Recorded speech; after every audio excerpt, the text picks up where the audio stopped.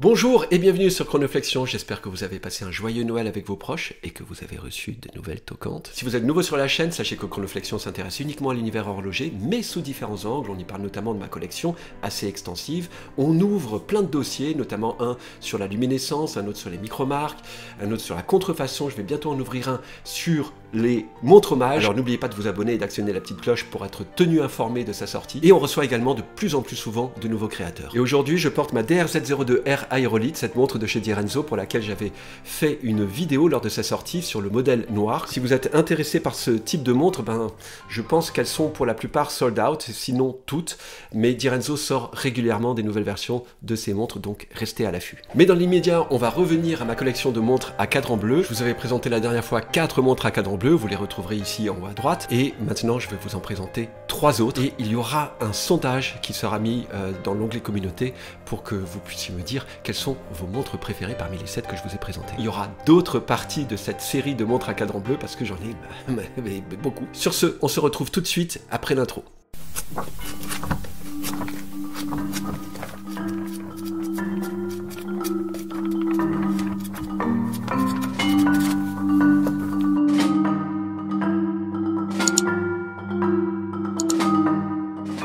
Petite surprise d'une marque que j'adore, donc si je commence comme ça, je pense que vous allez deviner de laquelle je parle. Il s'agit, eh oui, d'une Direnzo, la DRZ03 V2, l'Eclipse Aqua. Donc pour ces V2, Direnzo, parce que j'ai une V1 aussi, pour ces V2, Direnzo a décidé de proposer des couleurs comme ça, plus funky les unes que les autres. Et celle-là, elle est vraiment réussie. Pour la raison qui est que, vous voyez le cercle extérieur qui est brossé comme ça, et bien c'est soleillé, ça contraste avec le côté mat du cercle intérieur, d'où le nom Eclipse d'ailleurs. Mais celle-là, voilà, la lunette qui est en acier également. Voilà, ça clique bien, 120 clics, lunette rotative normale, unidirectionnelle, bien alignée. Non, on est bien. Voilà, bon, moi je suis fan de cette montre, qu'est-ce que vous voulez que je vous dise? Je vais en parler, vous allez me dire, Lionel, t'es pas objectif, tu parles toujours en bien de Direnzo. Bah oui, je peux lui trouver des défauts aussi, hein, si vous voulez. Si je cherche bien, si on gratte bien, on va en trouver des défauts. Mais moi, ce que j'aime chez Direnzo, c'est ce design. Ouais, je l'ai présenté, l'Eclipse, je l'ai présenté dans une vidéo, je vous mettrai le lien en haut à droite de l'écran. Mais quand même, j'ai envie de parler rapidement de celle-là, parce que j'aime les Direnzo, c'est comme ça. La petite aiguille lollipop qui va passer juste devant le guichet date, pouf, elle vient de le faire, c'est magnifique, c'est génial. Le verre, cette fois-ci, on a un verre plat par rapport à la version V1, qui était un verre légèrement bombé. J'aime bien ce verre plat parce que ça crée cette légère déformation qu'on peut voir ici. Voilà, très sympa, mais ça reste subtil. Et puis vous avez ces rebords qui montent comme ça, qui sont concaves, qui remontent un petit peu en bol. Bah, elle est magnifique. Alors, dans ce bleu là, elle est magnifique. Et je vais la mettre à côté de sa petite sœur, sa grande sœur. Regardez juste les deux couleurs, les unes à côté des autres. Comment ça va bien ensemble. Bon, la lumière là, elle gâche un petit peu la fête, mais ces deux couleurs qui sont vraiment magnifiques à voir ensemble. Voilà, bon, moi je postillonne sur mes montres maintenant. Je les trouve vraiment superbes. Et ce design, toujours, voilà, je le rappelle pour ceux qui ne connaissent pas la marque, qui n'ont pas vu mes vidéos dessus, mais il y a vraiment, Direnzo fait attention à l'espace qui existe entre chacun des éléments qui composent la montre, ici les marqueurs. Il fait attention aussi au fait que, voilà, là, tout est arrondi, les petits marqueurs sont arrondis, ce sont des bâtons arrondis, on a des jolis petits points ici, les aiguilles sont effilées, donc on a encore cette élégance, cet arrondi, ce côté vraiment très soft. La Brodero ici est étirée, c'est pas une Brodero comme chez Omega ou les Captain Cook qui sont beaucoup plus triangulaires, je dirais. Celle-là est plus effilée, plus étirée, avec ces aiguilles, ce support d'aiguille qui est noir. C'est magnifique. Le contour des marqueurs qui est noir aussi. Puis on va retrouver cette couleur noire sur la lunette. Ouais, les canons. Voilà, cette alternance de brossage, polymiroir, brossage. Voilà. C'est pas, vous me prenez pas, quand je parle de Direnzo, moi je dis pas que ce sont des montres qui sont extraordinaire pour le prix. Elle reste quand même très intéressante pour le prix. Ce que j'aime, c'est leur charme, le charme qui se dégage du design. D'Irenzo, c'est essentiellement le design. Alors on peut dire, oui, bon, il y a un Sellita dedans, on en a marre de voir des Sellita. Je suis d'accord avec vous. D'Irenzo va peut-être sortir, d'ailleurs, des montres premium avec des mouvements qui sont un petit peu plus sympas que cette sempiternelle Sellita. Pour autant, le Sellita, il fait largement le job. Il est bien, il est suffisamment précis, il est robuste, il est fiable, il est suisse aussi. Ça plaît à certains que ce soit suisse, donc c'est très bien. Mais regardez, c'est ce design. Il y a tellement de choses à raconter dans cette montre et qu'on découvre au fur et à mesure qu'on la porte. C'est pas juste au premier coup d'œil qu'on voit tout ça. Hein, voilà, bon. J'adore la marque, vous le savez. Bon, allez, je vous donne ces mensurations. 40 mm de diamètre, corne à corne de 48 mm. On est dans des bonnes proportions, hein. 12,5 mm d'épaisseur. Très bonne proportion pour une montre étanche. À 20 ATM. Entre-corne de 20 mm. Verre saphir plat, traité anti-reflet, évidemment. Super Luminova, je crois que c'est du BGW 9, on va vérifier ça tout à l'heure. Si c'est bleu, c'est du BGW 9, si c'est vert, c'est du C3. Eh ben, la réponse, elle est là, c'est du BGW 9, tout simplement. Et ouais. Et là, chez D'Irenzo, ben, c'est généreusement appliqué. C'est quand même bien luminescent. Alors évidemment, hein, quand on filme avec l'iPhone, lui, il va redresser, il va mettre plus d'ISO quand c'est pas assez clair à son goût. Donc ce que vous voyez là, c'est à prendre avec des pincettes. Voilà, c'est tout ce que j'ai à vous dire. Lunettes rotatives 120 clics, insert en acier. D'ailleurs, il n'y a pas d'insert du tout, en fait, là, c'est... Ouais, si. On appelle ça un insert dans ce cas-là? Oui, c'est quand même un insert en acier, boîtier 316L, étanchéité 20 ATM, mouvement Sellita, SW200-1, élaboré, plus un K-bloc, donc système anti-choc, réserve de marche 38 heures, classique chez Sellita, pas de quoi casser 3 pattes à un canard, son prix de 750 francs suisses, hors taxe, et hors frais de douane. Entre temps, il a sorti tellement d'autres modèles qui sont géniaux, comme la DRZ02 Air Aérolite que je viens de vous montrer tout à l'heure et qui est à mon poignet. Enfin, pas maintenant, puisque d'ailleurs, poignet que je vais exploiter tout de suite. Regardez comme elle me va bien. Eh ouais, elle me va mieux que les autres, même. Oh, ben non. Ouais, je suis toujours déçu par cette vision grand angle. Pas génial. Mais on fait comme on peut avec les moyens du bord aujourd'hui. On passe à l'avant-dernière montre de ma collection. Ah, j'hésite. Les deux dernières, elles ont vraiment une spécificité. Allez, je vais commencer par une autre Seiko. J'ai pas mal de Seiko dans ma collection. Et celle-là, hallucinante. Je vous l'ai montré sur Instagram déjà, jamais sur YouTube, je crois. C'est celle-là. C'est une autre Recraft, en fait. Mais une Recraft automatique, celle-ci. Avec leur fameux mouvement, le 7S26. Regardez-moi ça, ça se passe de commentaires, hein. J'ai pas besoin de dire grand chose. Allez, je vous donne tout de suite ses caractéristiques. Diamètre 43,5 mm, c'est un beau bébé, hein. Corne à corne 51 mm, ok. Épaisseur 13 mm, franchement, elle fait plus épaisse que la Vostok quand on la voit comme ça. Je pense qu'ils ont donné les... Oh, je vais la mesurer tout de suite. Est-ce que c'est avec ou sans le verre? Parce que là, ça me... Ah non, c'est avec. Donc elle fait 13 mm avec le verre. Mais comme ça, elle fait assez mastoc, en fait, de manière générale. C'est une montre casual, une montre habillée. Entre cornes, 22 mm. Verre en hardlex, hein. Luminescence, il n'y en a absolument aucune. Bon, pour une montre habillée, ça va, on peut s'en passer. Boîtier acier inox. Vous savez que Seiko, ils parlent pas, hein, ils disent pas si c'est du 316L ou quoi. Ils ont leur propre acier, j'en sais rien. Et le mouvement est un Seiko 7S26, réserve de marche de 40 heures. On peut pas le remonter, le 7S26. Il se remonte uniquement à la marche et donc il va réagir tout de suite au moindre mouvement. Il se remonte très facilement, automatiquement, tout de suite. Allez, son prix pour cette petite beauté, je vais vous dire après pourquoi je trouve que c'est une montre exceptionnelle. Son prix est de 275 € hors taxe. C'est à peu près le prix auquel je l'ai acheté. Je l'ai même peut-être acheté moins cher, je crois que je l'avais acheté 135 €. Elle avait monté, descendu, en fait, et elles sont toutes écoulées hein, maintenant. Vous la trouverez plus, sauf d'occasion. Jusqu'à ce que je vende la mienne peut-être. Mais c'est une montre, je vais vous montrer d'autres images évidemment, macro, etc. Mais voilà, je vais vous dire ce que je trouve remarquable. Il y a deux choses avec cette montre que je n'ai pas encore vues sur d'autres autocantes. Déjà, le verre qui est taillé de cette manière-là, un petit peu comme un... Vous voyez, là, il est biseauté, ici et là, à la sortie. Mais vraiment bien biseauté, quoi. Là, je sais pas si on le voit mal sur ces images, mais on le verra mieux sur d'autres images que je vous réserve. Et du coup, ça donne une réfraction de la lumière particulière. Vous voyez ici, là, très bien, l'angle. Voilà. Et on peut jouer avec.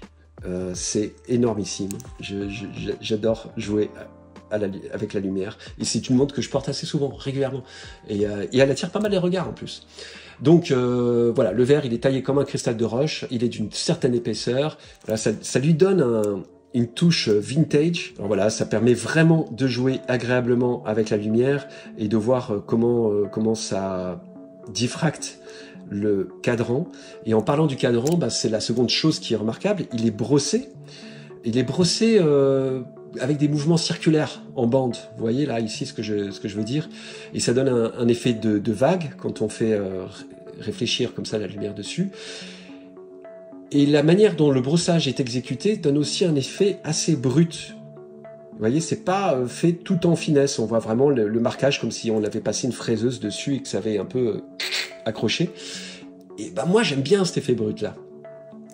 Et voilà, bah, c'était les deux choses remarquables sur lesquelles je voulais attirer votre attention, outre les marqueurs ici, qui sont les index, qui sont assez marrants, et puis le logo appliqué, j'adore toujours chez Seiko. Bon, là, elle marche plus parce que je l'avais pas porté depuis un moment. Ici, on la secoue un petit peu. On va pas me faire mentir quand même, voilà. Hop, la trotteuse repart immédiatement. Donc, bah, c'est comme ça sur toutes les montres automatiques, hein, messieurs, dames. Le bracelet est assez sympa. Moi, j'aime bien ce bracelet-là. Il est poli et brossé. Poli à l'extérieur, brossé à l'intérieur. Très sympa. Voilà, c'est simple mais efficace. Hein. C'est du Seiko très classique ici. Hein. Voilà, simple mais efficace. Moi, j'aime bien ce bracelet. Franchement, pour le prix, quoi. On est à 200. On est en dessous de la barre des 300 € pour une montre mécanique. Donc là encore, c'était une très très bonne affaire. Hein. Ces montres-là, je suis sûr que si je la mets en vente, mais tout de suite, elle part. Tout de suite. Et il y a des youtubeurs anglophones que j'ai écoutés. On le lit sur YouTube, mais oui, Lionel. Et qui disaient qu'ils l'avaient acheté un petit peu par hasard parce qu'ils étaient attirés par le prix, surtout. Et qu'en fait, ils ont été énormément surpris parce que quand vous l'avez dans les mains et quand vous voyez quand vous la faites jouer comme ça avec la lumière, tout de suite, vous tombez amoureux de cette montre. En tout cas, c'était mon cas.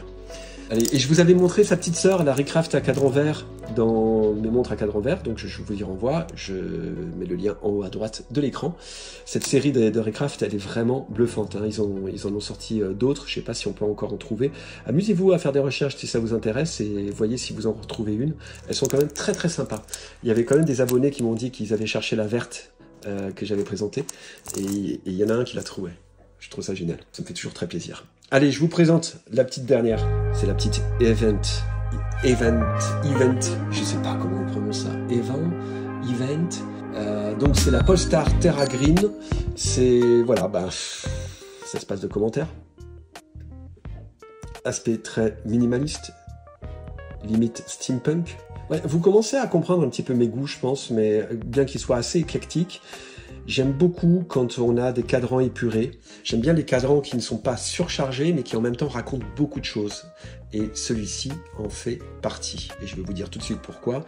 Parce que bah déjà, on a une aiguille Mercedes qui n'est pas une aiguille Mercedes, mais elle en reprend la forme. Pour autant, on n'a pas le signe Mercedes à l'intérieur. Et j'aime bien ce petit pied de nez à Rolex, hein, puisqu'on a quand même un petit look à la Submariner ici. Et puis, on a ce bourrelet tout autour du cadran. Et c'est génial, j'adore ça. C'est très joli à voir en vrai. Là, je lui rends peut-être pas suffisamment hommage avec cette lumière-là. J'essaye de faire comme je peux. Voilà, là, vous voyez hein, ce bourrelet qui est arrondi et qui est très très joli. Ah, et la couleur du cadran, évidemment. Ça, j'ai oublié de le dire, mais bon, voilà, un vrai bleu canard, bleu pétrole. Est-ce que parfois je la vois plus verte? Aujourd'hui, je la vois bleue. Hier, je la voyais verte. Ça change de couleur en fonction de la lumière. C'est assez marrant. D'ailleurs, j'avais hésité à la présenter dans mes montres à cadran vert, celle-là. Et puis, vous avez ces marqueurs, ce petit losange allongé en haut, à midi. Et des petits points qui sont cerclés d'acier, j'imagine. Et qui sont en applique. très jolie. La trotteuse dont le... c'est pas une lollipop, mais vous avez un petit losange ici qui va rappeler celui qui est à midi, d'un format légèrement différent. Donc simple, mais il y a des petits détails, très peu d'écriture, la marque automatique, 300 mètres. Ah oui, c'est une montre étanche à 300 mètres. Quand je vais vous dire le prix, vous allez halluciner, parce qu'elle est quand même très jolie. Vous avez une lunette avec un insert en céramique, mais oui, en céramique, donc quasi inrayable, un verre saphir plat, voilà. Alors, c'est marrant parce qu'elle paraît très fine, et en fait, elle est assez épaisse, je vais vous dire après, toutes les caractéristiques. Derrière, vous avez le petit scaphandrier qui est typique de ce qu'on voyait sur les boîtiers compresseurs, donc là aussi, c'est un petit rappel. Série limitée. La plupart des montres que je vous présente, de toute manière, sont soit en série limitée, soit sont plus produites, donc ça revient un petit peu au même, malheureusement. Et ce bracelet qui est... Là, on le voit mal avec cette lumière, mais il est en cuir. Et il est légèrement, enfin il n'est pas légèrement, il est carrément vert même, hein. Et donc ça rappelle certains reflets de ce bleu vert qu'il y a dans le cadran, et il est très joli. Là je l'ai pas nourri depuis longtemps, donc il a pris un petit peu cher. Il n'est pas aussi beau qu'il devrait l'être, mais il demeure très très joli, ce bracelet. Voilà, je vais la porter, et pendant que je la porte, je vais vous donner ses caractéristiques. Diamètre de 39,5 mm, on est un petit peu en dessous de la barre des 40 mm. Corne à corne de 49,5 mm, épaisseur de 14,2 mm. Donc vous voyez, je vous disais, elle est quand même un petit peu épaisse, mais elle paraît beaucoup moins épaisse, je sais pas pourquoi. Sans doute, c'est simplement le design du boîtier qui fait ça. J'ai tout secoué, c'est la dernière montre, donc je me lâche un petit peu. Hop. Ouais. Oh, regardez ça, quelle merveille! Quelle merveille. J'en étais où? Le verre saphir plat anti-reflet, je l'ai dit tout à l'heure. Luminescence BG-W9, je crois. On va le vérifier tout de suite. Oh oui, on va le vérifier tout de suite. La lunette rotative 120 clics, insert en céramique. Très chouette hein, d'ailleurs la lunette. Étanchéité 30 ATM 300 mètres. Mouvement Celitas W200-1. Donc réserve de marche 38 heures, on ne le répétera jamais assez. Tout ça pour la modique somme. Alors attention, je vais vous donner son prix, mais c'est hors taxe. 669 € hors taxe. Voilà. Ben, elle est plus dispo. Je suis désolé les gars. Elle est trop bien cette montre. Allez, petit test de luminescence. Donc c'est bien du BG-W9 puisque le reflet est bleuté. Alors il y en a qui aiment, il y en a qui n'aiment pas. On peut pas satisfaire tout le monde. Moi j'adore. Quand on joue comme ça, regardez, c'est Noël quoi. Trop beau. Je la kiffe vraiment beaucoup cette montre. Elle quittera jamais ma collection, c'est certain. Je suis désolé pour ceux qui... Souvent ça m'arrive en ce moment. Il y a beaucoup de gens qui veulent acheter mes montres et je trouve ça très sympa en fait. Ça veut dire que vous les aimez. Mais voilà, elles sont pas à vendre. Pour l'instant. Quand elles seront à vendre, je vous informerai, je vous le dirai. Mais là, je les vends pas. Et j'en achète pas non plus des montres, les gars. J'en ai assez. J'ai trop de montres dans ma collection. Donc j'achète rien du tout, je vends rien du tout, je suis comme ça, je suis pas du tout flexible en ce moment. Alors pas flexible, bon, ça s'appelle chronoflexion quand même, et il est vrai que j'ai quand même acheté une ou deux montres ces derniers temps. Alors je vais lancer un petit sondage dans l'onglet communauté pour savoir quelles sont vos montres préférées parmi les 7 montres que je vous ai présentées dernièrement dans les 2 derniers épisodes, les 7 montres à cadran bleu. Je referai de nouveaux épisodes sur mes montres à cadran bleu parce que j'en ai un petit peu plus que ça. Entre temps, n'oubliez pas de liker la vidéo, de la partager sur les réseaux sociaux, de la commenter et de vous abonner évidemment si ce n'est pas encore fait et d'actionner la petite cloche. En parlant de cloche, eh bien je vous souhaite déjà un très joyeux réveillon et on se retrouve en 2024. À très vite.